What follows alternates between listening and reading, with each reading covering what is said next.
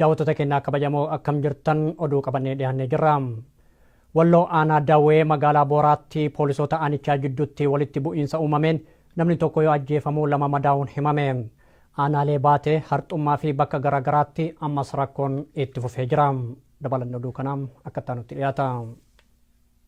Aanaa Dawwee waajjira buufata poolisii magaalaa Booraa keessatti rakkoo poolisoota gidduutti uumameen tarkaanfii ajjeechaa walirraan gahuun himame. Jiraataan aanichaa akka jedhanitti iciitii mootummaa baasaa jirtu maqaa jedhuun wayitaa poolisoonni mootummaaf amanamoo ta'an poolisii tokko irratti qorannoo geggeessaa jiranitti dhukaasa irratti banuun ajjeechaan kun kan raawwatame. Dhukaasa banameen battalumatti poolisiin tokko yoo ajjeefamu lama ammoo madaa'uu isaanii namni kun himan. Waajjira poolisii magaalaa Booraa keessatti poolisiin dhukaasatti banee poolisii tokko ajjeeseera akkuma beeseera dafee baheeranii madaa'e. Inni isaan ilma ofiis madaa'eera. Erga poolisoonni kun tarkaanfii ajjeechaa ofii isaaniitii walirratti raawwatanii booda loltoonni agaazii gamasitti bobbaafaman jiraattota aanichaa nagaaf tasgabbii dhoorgaa jiru jedhan. Akka isaan himanitti poolisoonni sirna mootummichaaf amanamoo ta'an poolisoota quuqama saba isaanii qaban irratti sababa hin jirre uumanii miidhaa irraan ga'uuf qorannoo geggeessaa turan. Iciitii baaftee qaama biraatiif kennita jechuun yakka hin jirreen himatanii poolisii Oromoo tokko yoo qorataa jiranitti ajjeechaa walirraan gahanii jiru jedhan.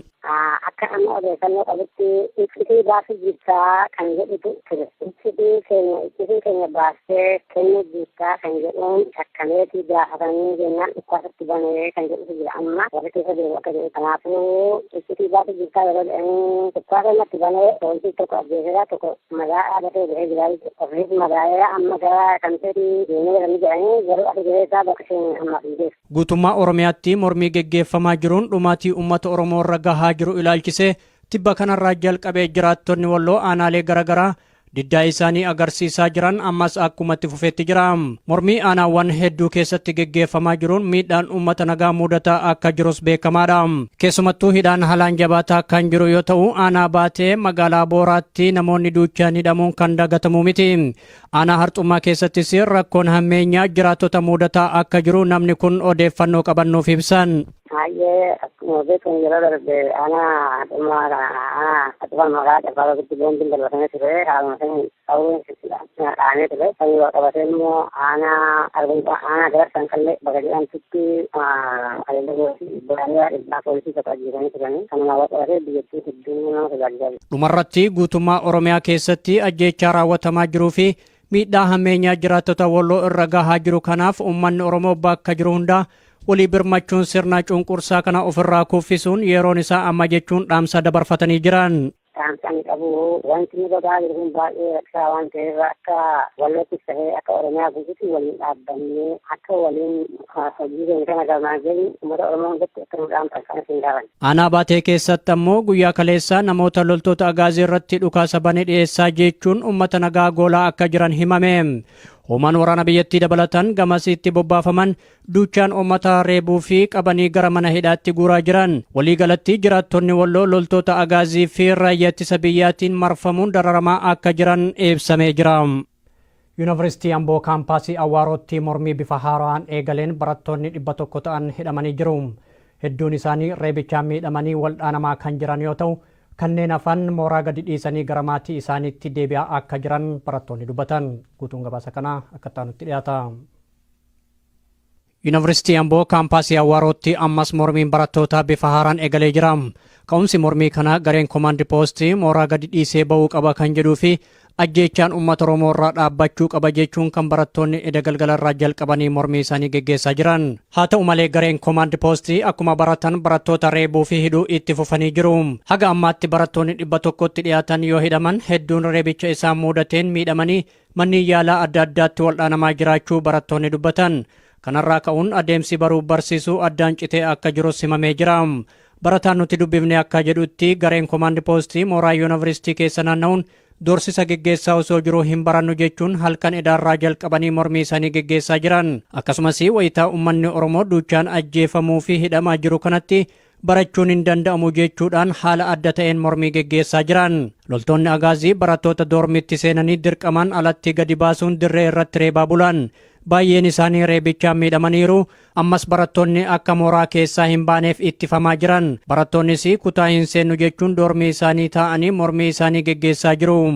Ede guyyaa edaarraa kaasee mormii jabaatu geggeeffamaa tasaa koomandi poostiin guddaa gadhiisu kan jiru ture. Jimmaa yuunivarsiitiittis Wallaggaattis ka'eera jiru ijoolleen nagaaniitu torbee garasiisan isaan kaasuuf turani barattoota isaan fuuldura jiran qo'aa turaa jennaan gaareetu eda galgala ka jalqabame gaafa mormiin eegalamuutti ka'u doormii irraa ijoolleen muraasni laabireerii jiru muraasni nageenye kana boodee humnoonni xiqqaa cabsanii galuudhaan ijoolleen gaafa ijanii mormii jalqabanii. Erga loltoonni agaazii mooraa humnaan cabsanii seenanii barattoonni iyyuu eegalan booda reebichi hamaan isaan mudatee jira. Kanneen miidhaan isaan irra gahee ambulaansiidhaan fudhatamanii manneen yaalaa geeffamuu nuuf hime barattoota hedduu ukkaamsanii achi buuteen isaanii wallaalamee jiraachuullee ni dubbata. Bilookii Oromoo bilook kan jedhu tokkotu jira. Kanarra guutummaa kan jedhan ijoollee fuudhanii lafa isaan buusan kan dhabame amma ijoolleen kun lafa isaan buusan dhabnee jirra. Ijoollee gara ijoollee dhibbaa oliyyuu ta'u ijoollee fagoodha. Sana malee amma immoo kunooti ijoollee warraa fi doormii irra galanii cabsanii reebanii kaama reebsanii ambulaansiitiin gara hospitaalaatti guuraa turan ganamarraa kaasanii. Reebichaan barattoonni miidhaan irra gahee lakkoofsaan meeqa ta'uu gaaffii jedhuuf barataan kun yoo deebisu. Beekamaa miti dhumaan qabamu ijoollee baay'ee madeessaniiru tokko dhumayyuu fidanii dhufanii baay'ee madaa'ee ashaganii fidanii dhufanii baay'ee miidhanii kan isaan tumanii miidhanii dhumaan qabu warri afaan kun amma hospitaalaatti ambulaansiin geeffamanii jiru. Akka barataan kun jedhutti wayita ammaa kana adeemsi baruu barsiisuu addaan citee jira. Barattoota hafan walitti qabuun gareen koomaandi poostii doorsisuudhaan akeekkachiisa isa dhumaa itti kennaa jira. Lakki amma barachaa jiranii ijoollee baay'ee qabanii deemaniiru. Ijoollee waggaa tokkoffaa warra hin beeknedha. Kunuun amma kun hundumtuu caljaree taa'ee yaada guuraa jiru. Barumsiin jalqabeen jira. Kunuun amma edema immoo walitti nu qaba. Ijoollee warra laabireerii turanii walitti qabanii warri koomaandi poostii jechuudha. Kana booddee namni tokko mormii kaasee jennaan tokko keessan rasaasaan funaannaa akka kanaan duraa reebuu duwwaan isin ajjeena namni lama duwwaan jibbii kana guutummaan kaasanii kan isaan jibbii keessa deemanii ijoollee sodaachisaa jiran. Sababa reebichaa fi hidhaan barattoota kana mudataa jiruuf kanneen hafan mooraa gadi dhiisanii gara maatii isaaniitti deebi'aa akka jiranis barataan kun nuuf himee jira. Kana booddee hidha nagaa wanta jedhamu hin barbaadnu jedhan kana nama dubbii dubbate argineenaan ajjeesuudha malee rukutuu miti ajjeesuudha jedhee baay'ee cimsee dubbataa ture hin ajjeefna kana booda barattoonni naannaa Finfinnee irra jiran warri gidduun harmayyuu galaatu jiru kanaafan immoo waan itti ta'u nuuf iyyuu gaaffiidha yaaddoo guddaa keessa galee jiraniif gara maatii isaaniitti. Kuma amma galgala kana egaa waan ta'u immoo laallee dawwalaa nu gaafadha. Humnoonni waraana wayyaanee godina Bunnoo Baddallee buufatan namoota nagaa irratti miidhaa jajjabaa dhaqqabsiisaa jiran. Ganda tokkorraa haga namoonni 500 olii hidhamuu isaanii fi bakka itti hidhamanis dhabamuu isaa jiraattonni dubbatan. Itichaa Guddataa gabaasa qaba. Sochii sabni Oromoo kutaalee hunda keessatti gaggeessaa jiran kan hedduu isa mufachiise mootummaan wayyaanee ganda tokkorraa qofa hanga namoota 500 ol hidhuudhaan yeroo ammaa bakka itti hidhu dhabuudhaan rakkachaatti akka jiru namni nuyi dubbisne himaniiru. Naannoo nama 500 ol ta'u kunyaadhumaan amma keessa jiru kana keessatti namoonni hidhamanii jiran nama 500 ol ta'u bareen immoo lafattiidhaan ullee dhabanii ijoollee tumanii seekaan niikanii sarkaan kabalaniituma wantoota adda addaa jedhanii xiyyeeffannoo irratti godhanii hidhattoota gandaa jala kaa'anii kan gara manaatti deebisaa jiran baay'eedha amma ammaatti biyyattiidhumaan naannoo nama 500 kan hidhamee jiru. Haalli nageenyaa fi tasgabbii dhabamuu irraa kan ka'e namni kamiyyuu jireenya sodaan guutame jiraachuuf dirqamanii akka jiranis namni kun dubbataniiru. Haalli jireenya nama naannoo kana baay'ee rakkisaadha. Namni gaamma bibirrataatuma akka quruphee akka keessa bibirrataatuma jiraataa jira. Har'a qabanii na hidhu moo bor qabanii na hidhu yookiin immoo har'a mucaa koona jalaa fuudhanii hidhu moo borna jalaa fuudhanii hidhu jedheetuma bibirrataa jiraataa jira. Namni amma yeroo ammaa kana akka godina kanaattis akka aanaa kanaattis rakkoo guddaa kan ta'e bibirrataadhuma jiraataa jira. Namni amma walii malee walii wajjiniin dubbachuu kallattii waluma wajjinillee gaboo hojjechuun baay'ee rakkisaa ta'e. Godinni Bunnoo Baddallee godina Illuu Abbaa Booraa irraa adda baatee kan hundoofte yeroon isaa dhiyoodha. Waggaan iyyuu hin guunne ji'oota muraasatu lakkoofse malee jedhu jiraattonni dubbisne. Godinni haaraan kun kan hundoofte wayita raafamni siyaasaa guddaan saba Oromoo gidduutti finiine ta'uun immoo gaaffii jiraattonni yeroo dheeraaf gaafachaatti turan kan callisiise osoo hin taane matumaayyuu gaaffiin akka heddummaatu taasisuu isaa jiraataan aanaa corraa OMN'tti himaniiru.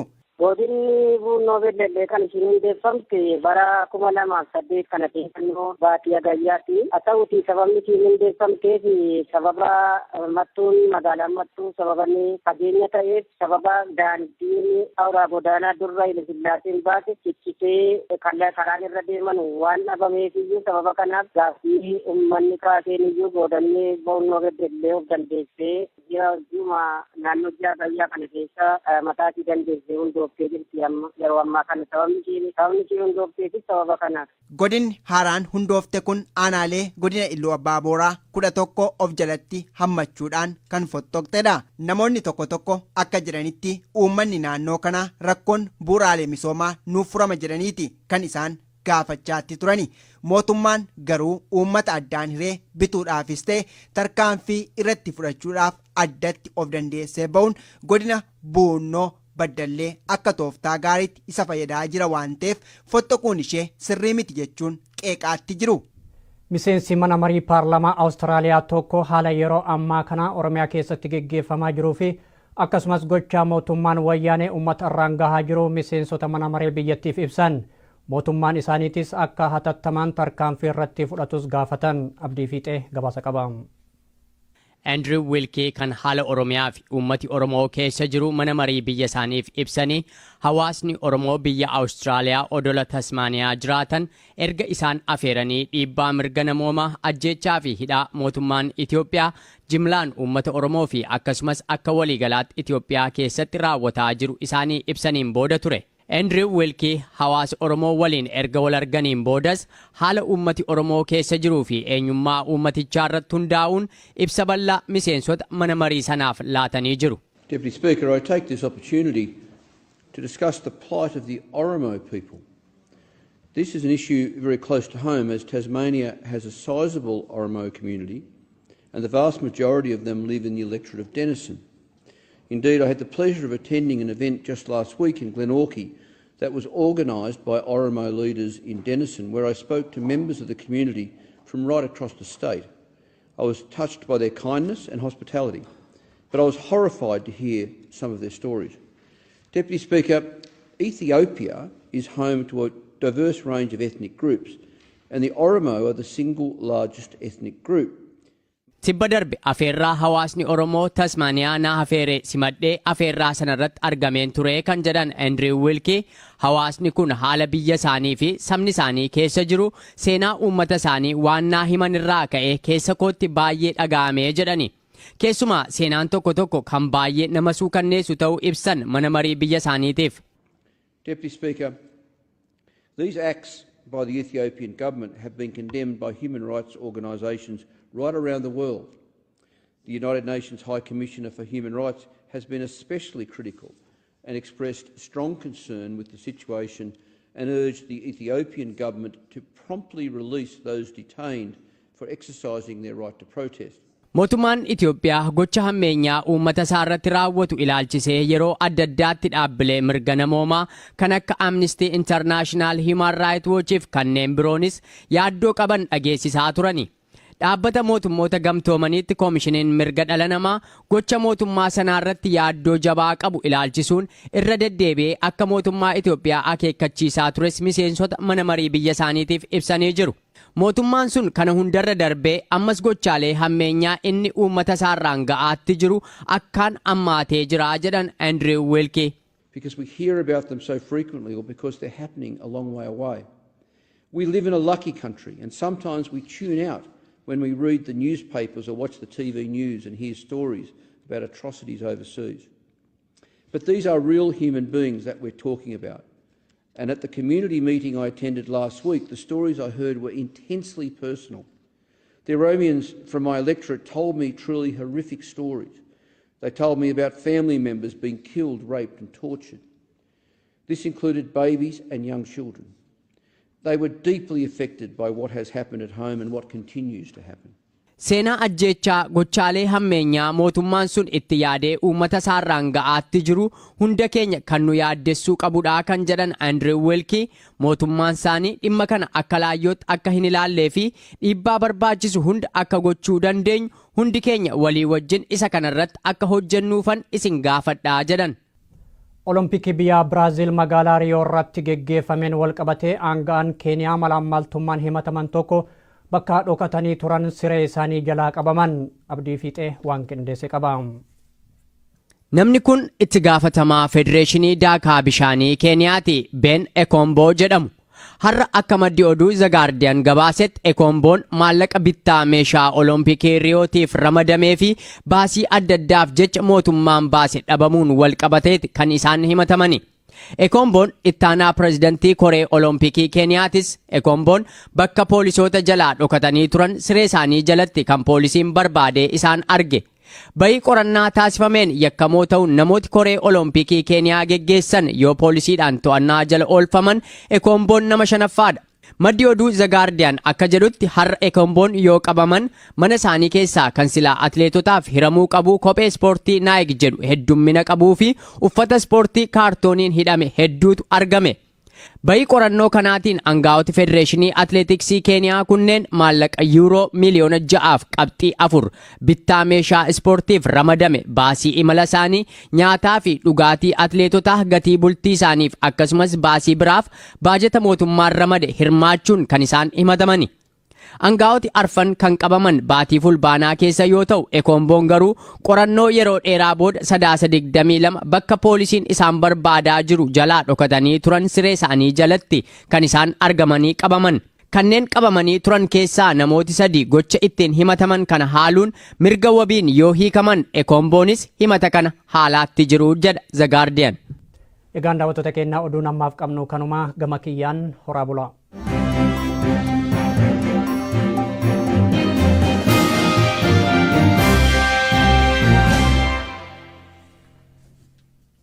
Warri OMN'n karaa bilbilaatiin hordoftan lakkoofsi kanaan dura ittiin hordofaa turtan jijjiiramuusaa isin beeksifna.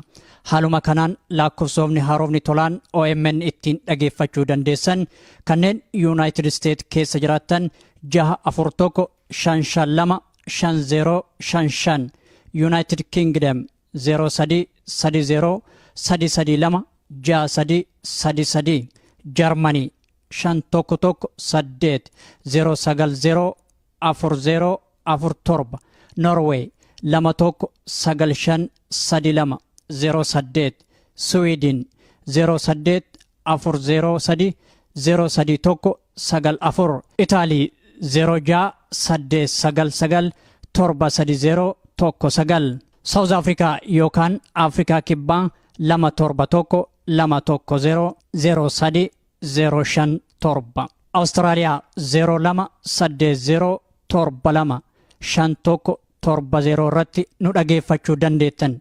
Biyyoota birootiif lakkoofsa haaraa akkuma baafneen isin beeksifna. Galatoomaa OMN.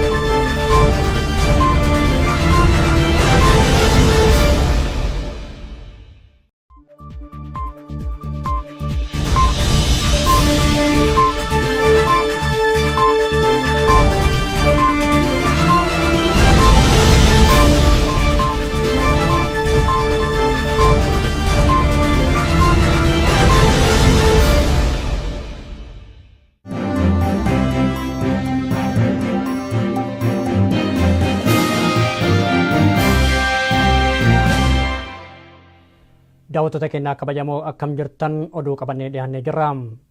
Walloo aanaa Dawwee magaalaa Booraatti poolisoota aanichaa jidduutti walitti bu'iinsa uumameen namni tokko yoo ajjeefamu 2 madaa'uun himame. Aanaalee baatee harxummaa fi bakka garaagaraatti ammas rakkoon itti fufee jira.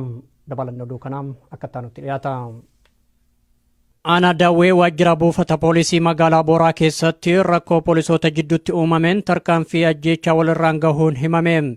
Jiraataan aanichaa akka jedhanitti iciitii mootummaa baasaa jirtu maqaa jedhuun wayitaa poolisoonni mootummaaf amanamoo ta'an poolisii tokko irratti qorannoo geggeessaa jiranitti dhukaasa irratti banuun ajjeechaan kun kan raawwatame. Dhukaasa banameen battalumatti poolisiin tokko yoo ajjeefamu lama ammoo madaa'uu isaanii namni kun himan. Waajjira poolisii magaalaa Baqateetti poolisiin dhukaasatti banee poolisii tokko ajjeeseera tokko madeesseera dafee baheeranii magaalaa. Inni isaan ilma ofiis madaa'eera. Erga poolisoonni kun tarkaanfii ajjeechaa ofii isaaniitii walirratti raawwatanii booda loltoonni agaazii gamasitti bobbaafaman jiraattota aanichaa nagaaf tasgabbii dhoorgaa jiru jedhan. Akka isaan himanitti poolisoonni sirna mootummichaaf amanamoo ta'an poolisoota quuqama saba isaanii qaban irratti sababa hin jirre uumanii miidhaa irraan ga'uuf qorannoo geggeessaa turan. Icciitii baaftee qaama biraatiif kennita jechuun yakka hin jirreen himatanii poolisii Oromoo tokko yoo qorataa jiranitti ajjeechaa walirraan gahanii jiru jedhan. Akka amma odeeffannoo qabutti icciitii baasuu jirtaa kan jedhutu ture. Icciitii keenya baastee kennuu jirtaa kan jedhuun shakkameetii gaafatanii jennaan dhukaasatti banee kan jedhutu jira. Amma warri keessa jiru akka jedhu kanaafuu icciitii baasuu jirtaa yeroo jedhanii dhukaasa irratti banee poolisii tokko ajjeeseera tokko madaa'aa dafee bahee jira. Ofiis madaa'eera amma gara kanteetii deemee jiranii jedhanii garuu ati jireessaa bakka isheen ammaaf hin geessu. Guutummaa Oromiyaatti mormii geggeeffamaa jiruun dhumaatii uummata Oromoo irra gahaa jiru ilaalchisee tibba kanarraa jalqabee jiraattonni Walloo aanaalee garaagaraa diddaa isaanii agarsiisaa jiran ammas akkumatti fufeetti jira. Mormii aanaawwan hedduu keessatti geggeeffamaa jiruun miidhaan uummata loltoonni agaazii barattoota doormiitti seenanii dirqamaan alatti gadi baasuun dirree irratti reebaa bulan. Baay'een isaanii reebichaan miidhamaniiru. Ammas barattoonni akka mooraa keessaa hin baaneef ittifamaa jiran. Barattoonnis kutaa hin seennu jechuun doormii isaanii taa'anii mormii isaanii geggeessaa jiru. Egaa guyyaa edaarraa kaasee mormii jabaatu geggeeffamaa tasaa koomandi poostiin guddaa gadhiisu kan jiru ture. Jimmaa yuunivarsiitiittis Wallaggaattis ka'eera jiru ijoolleen nagaaniitu torbee garasiisan isaan kaasuuf turani. Barattoota isaan fuuldura jiran qo'aa turaa jennaan ijaareetu edda galgala ka jalqabame gaafa mormiin eegalamuutti ka'u doormii irraa ijoolleen muraasni laabireerii jiru muraasni nageenye kana boodee humnoonni xiqqaa cabsanii galuudhaan ijoolleen gaafa ijanii mormii jalqabanii. Erga loltoonni agaazii mooraa humnaan cabsanii seenanii barattoonni iyyuu eegalan booda reebichi hamaan isaan mudatee jira. Kanneen miidhaan isaan irra gahee ambulaansiidhaan fudhatamanii manneen yaalaa geeffamuu nuuf himee barattoota hedduu ukkaamsanii achi buuteen isaanii wallaalamee jiraachuullee ni dubbata. Oromoo bilook kan jedhu tokkotu jira. Kanarra guutummaa kan jedhan ijoollee fuudhanii lafa isaan buusan kan dhabame amma ijoolleen kun lafa isaan buusan dhabnee jirra. Ijoollee gara ijoollee dhibbaa oliyyuu ta'u ijoollee fagoodha. Sana malee amma immoo kunooti ijoollee warraa fi doormii irra galanii cabsanii reebanii kaama reebsanii ambulaansiitiin gara hospitaalaatti guuraa turan ganamarraa kaasanii. Reebichaan barattoonni miidhaan irra gahee lakkoofsaan meeqa ta'uu gaaffii jedhuuf barataan kun yoo deebisu. Beekamaa miti dhumaan qabamu ijoollee baay'ee madeessaniiru tokko dhumayyuu fidanii dhufanii baay'ee madaa'ee ashaganii fidanii dhufanii baay'ee miidhanii kan isaan tumanii miidhanii dhumaan qabu warri afaan kun amma hospitaalaatti ambulaansiin geeffamanii jiru. Akka barataan kun jedhutti wayita ammaa kana adeemsi baruu barsiisuu addaan citee jira. Barattoota hafan walitti qabuun gareen koomaandi poostii doorsisuudhaan akeekkachiisa isa dhumaa itti kennaa jira. Lakki amma barachaa jiranii ijoollee baay'ee qabanii deemaniiru. Ijoollee waggaa tokkoffaa warra hin beeknedha. Kunuuti amma kun hundumtuu caljedhee taa'ee yaada guuraa jiru barumsiin jalqabiin jira. Kun amma edema immoo walitti nu qaba ijoollee warra laabireerii turan walitti qabanii warrumti koomaandi poostii jechuudha. Kana booddee namni tokko mormii kaasee jennaan tokko keessan rasaasaan funaannaa akka kanaan duraa reebuu duwwaan isin ajjeena namni lama duwwaan gibbii kana guutummaan kaa jedhaniitu kan isaan gibbii keessa deemanii ijoollee sodaachisaa jiran. Sababa reebichaa fi hidhaan barattoota kana mudataa jiruuf kanneen hafan mooraa gadi dhiisanii gara maatii isaaniitti deebi'aa akka jiranis barataan kun nuuf himee jira. Kana booddee hidha nagaa wanta jedhamu hin barbaadnu jedhan kana nama dubbii dubbate argineenaan ajjeesuudha malee rukutuu miti ajjeesuudha jedhee baay'ee cimsee dubbataa ture majjeelna kana booda barattoonni naannaa Finfinnee irra jiran warri gidduun yaarramayyuu galaatu jiru kanaafan immoo waan itti ta'u nuti iyyuu gaaffiidha yaaddoo guddaa keessa galee jiraniif gara maatii isaaniitti. Kuma amma galgala kana egaa waan ta'u immoo ilaallee dawwalaa nu gaafadha. Humnoonni waraana wayyaanee godina Bunnoo Baddallee buufatan namoota nagaa irratti miidhaa jajjabaa dhaqqabsiisaa jiran. Ganda tokkorraa haga namoonni 500 olii hidhamuu isaanii fi bakka itti hidhamanis dhabamuu isaa jiraattonni dubbatan. Itichaa guddataa gabaasa qaba. Sochii sabni Oromoo kutaalee hunda keessatti gaggeessaa jiran kan hedduu isa mufachiise mootummaan wayyaanee ganda tokkorraa qofa hanga namoota 500 ol hidhuudhaan yeroo ammaa bakka itti hidhu dhabuudhaan rakkachaatti akka jiru namni nuyi dubbisne himaniiru. Naannoo nama 500 ol ta'u kunyaadhumaan amma keessa jiru kana keessatti namoonni hidhamanii jiran nama 500 ol ta'u bareen immoo lafachiidhaan ullee dhabanii ijoollee tumanii seekaan niikanii sakaan qabalaniituma wantoota adda addaa jedhanii xiyyeeffannoo irratti godhanii hidhattoota gandaa jala kaa'anii kan gara manaatti deebisaa jiran baay'eedha. Amma ammaatti biyyattiidhumaan naannoo nama 500 kan hidhamee jiru. Haalli nageenyaa fi tasgabbii dhabamuu irraa kan ka'e namni kamiyyuu jireenya sodaan guutame jiraachuuf dirqamanii akka jiranis namni kun dubbataniiru. Haalli jireenya nama naannoo kanaa baay'ee rakkisaadha. Namni gaamma bibirrataatuma akka quruphee akka keessaa bibirrataatuma jiraataa jira. Har'a qabanii na hidhu moo bor qabanii na hidhu yookiin immoo har'a mucaa koona jalaa fuudhanii hidhu moo borna jalaa fuudhanii hidhu jedheetuma bibirrataa jiraataa jira. Namni amma yeroo ammaa kana akka godina kanaattis akka aanaa kanaattis rakkoo guddaa kan ta'e bibirrataadhuma jiraataa jira. Namni amma walii malee walii wajjiniin dubbachuu kallattii waluma wajjinillee gaboo hojjechuun baay'ee rakkisaa ta'e. Godinni Buunnoo Baddallee godina Iluu Abbaa Booraa irraa adda baatee kan hundoofte yeroon isaa dhiyoodha. Waggaan iyyuu hin guunne ji'oota muraasatu lakkoofse malee jedhu jiraattonni dubbisne. Godinni haaraan kun kan hundoofte wayitaa raafamni siyaasaa guddaan saba Oromoo gidduutti finiine ta'uun immoo gaaffii jiraattonni yeroo dheeraaf gaafachaatti turan kan callisiise osoo hin taane matumaayyuu gaaffiin akka heddummaatu taasisuu isaa jiraataan aanaa corraa OMN'tti himaniiru. Godinni Buunnoo Baddallee kan isheen hundeeffamte bara 2008 kana keessannoo baatii Agayyaatti. Haa ta'uutii sababni isheen hundeeffamteef nagaa mudataa akka jirus beekamaadha. Keessumattuu hidhaan haalaan jabaataa kan jiru yoo ta'u aanaa baatee magaalaa Booraatti namoonni duuchaan hidhamuun kan dagatamu miti.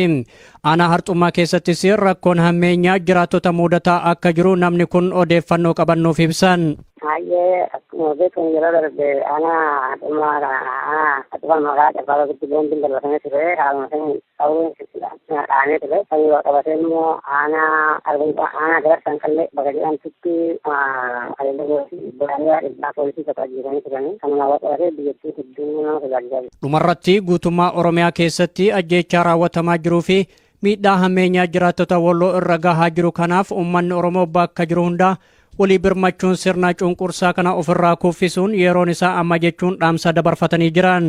Dhaamsaan qabu wanti nu godhaa jiru kun baay'ee rakkisaa waan ta'eef akka Walloottis ta'ee akka Oromiyaa guutuutti waliin dhaabbannee akka waliin hojii keenya kana galmaan geenyu uummata Oromoo hundatti akka nu dhaamsan kana siin gaafanne. Aanaa baatee keessatti ammoo guyyaa kaleessaa namoota loltoota agaazii irratti dhukaasa banee dhiyeessaa jechuun uummata nagaa goolaa akka jiran himame. Hoomaan waraana biyyattii dabalatan gamasiitti bobbaafaman duuchaan uummata reebuu fi qabanii gara mana hidhaatti guuraa jiran. Waliigalatti jiraattonni Walloo loltoota agaazii fi raayyaa ittisa biyyaatiin marfamuun dararamaa akka jiran ibsamee jira. Yuunivarsiitii Amboo kaampaasii Awwaarootti mormii bifa haaraan eegaleen barattoonni 100 ta'an hidhamanii jiru. Hedduun isaanii reebichaan miidhamanii waldhaanamaa kan jiran yoo ta'u kanneen hafan mooraa gadi dhiisanii gara maatii isaaniitti deebi'aa akka jiran barattoonni dubbatan. Guutuun gabaasa kanaa akka taanutti dhiyaata. Yuunivarsiitii Amboo kaampaasii Awwaarootti ammas mormiin barattootaa bifa haaraan eegalee jira. Ka'umsi mormii kana gareen koomaandii poostii mooraa gadi dhiisee ba'uu qaba kan jedhuu fi ajjeechaan uummata Oromoo irraa dhaabbachuu qaba jechuun kan barattoonni edda galgalarraa jalqabanii mormii isaanii geggeessaa jiran. Haa ta'u malee gareen koomaandii poostii akkuma baratan barattoota reebuu fi hidhuu itti fufanii jiru. Haga ammaatti barattoonni 100tti dhiyaatan yoo hidhaman hedduun reebicha isaan mudateen miidhamanii manneen yaalaa adda addaatti waldhaanamaa jiraachuu barattoonni dubbatan. Kanarraa ka'uun adeemsi baruu barsiisuu addaan citee akka jirus himamee jira. Barataan nuti dubbifne akka jedhutti gareen koomaandii poostii mooraa yuunivarsiitii keessa naanna'uun doorsisa geggeessaa osoo jiruu hin barannu jechuun halkan edaarraa jalqabanii mormii isaanii geggeessaa jiran. Akkasumas wayitaa uummanni Oromoo duuchaan ajjeefamuu fi hidhamaa jiru kanatti barachuun hin danda'amu jechuudhaan haala adda ta'een mormii geggeessaa jiran. Sababa mattuun magaalaan mattuu sababni fageenya ta'eef sababa daandiin awuraa godaanaa durra Hayilasillaaseen baate ciccitee karaan irra deeman waan dhabameef iyyuu sababa kanaaf gaaffii uummanni kaaseen iyyuu boodannee Buunnoo Baddallee of dandeessee ji'a naannoo ji'a Agayyaa kana keessa mataatii dandeessee hundooftee jirti amma yeroo ammaa kana sababni ishee hundoofteefis sababa kanaaf. Godinni haaraan hundoofte kun aanaalee godina Iluu Abbaa Booraa 11 of jalatti hammachuudhaan kan fottoqxedha. Namoonni tokko akka jiranitti uummanni naannoo kanaa rakkoon bu'uuraalee misoomaa nuuf furama jedhaniiti kan isaan gaafachaatti turani. Mootummaan garuu uummata addaan hiree bituudhaafis ta'e tarkaanfii irratti fudhachuudhaaf addatti of dandeessee ba'uun godina Buunnoo Baddallee akka tooftaa gaariitti isa fayyadaa jira waan ta'eef fottoquun ishee sirrii miti jechuun qeeqaatti jiru. Miseensi mana marii paarlamaa Awustiraaliyaa tokko haala yeroo ammaa kana Oromiyaa keessatti geggeeffamaa jiruu fi akkasumas gochaa mootummaan wayyaanee uummata irraan gahaa jiru miseensota mana maree biyyattiif ibsan. Mootummaan isaaniitis akka hatattamaan tarkaanfii irratti fudhatus gaafatan. Abdii Fiixee gabaasa qaba. Andrew Wilkie kan haala Oromiyaa fi uummati Oromoo keessa jiru mana marii biyya isaaniif ibsanii hawaasni Oromoo biyya Awustiraaliyaa odola Tasmaaniyaa jiraatan erga isaan afeeranii dhiibbaa mirga namoomaa ajjeechaa fi hidhaa mootummaan Itoophiyaa jimlaan uummata Oromoo fi akkasumas akka waliigalaatti Itoophiyaa keessatti raawwataa jiru isaanii ibsaniin booda ture. Andrew Wilkie hawaasa Oromoo waliin erga wal arganiin boodas haala uummati Oromoo keessa jiruu fi eenyummaa uummatichaa irratti hundaa'uun ibsa bal'aa miseensota mana marii sanaaf laatanii jiru. Deputy Speaker, I take this opportunity to discuss the plight of the Oromo people. This is an issue very close to home as Tasmania has a sizable Oromo community and the vast majority of them live in the electorate of Denison. Indeed, I had the pleasure of attending an event just last week in Glenorchy that was organised by Oromo leaders in Denison, where I spoke to members of the community from right across the state. I was touched by their kindness and hospitality, but I was horrified to hear some of their stories. Deputy Speaker, Ethiopia is home to a diverse range of ethnic groups, and the Oromo are the single largest ethnic group. Tibba darbe afeerraa hawaasni Oromoo Tasmaaniyaa na afeere simadhee afeerraa sanarratti arga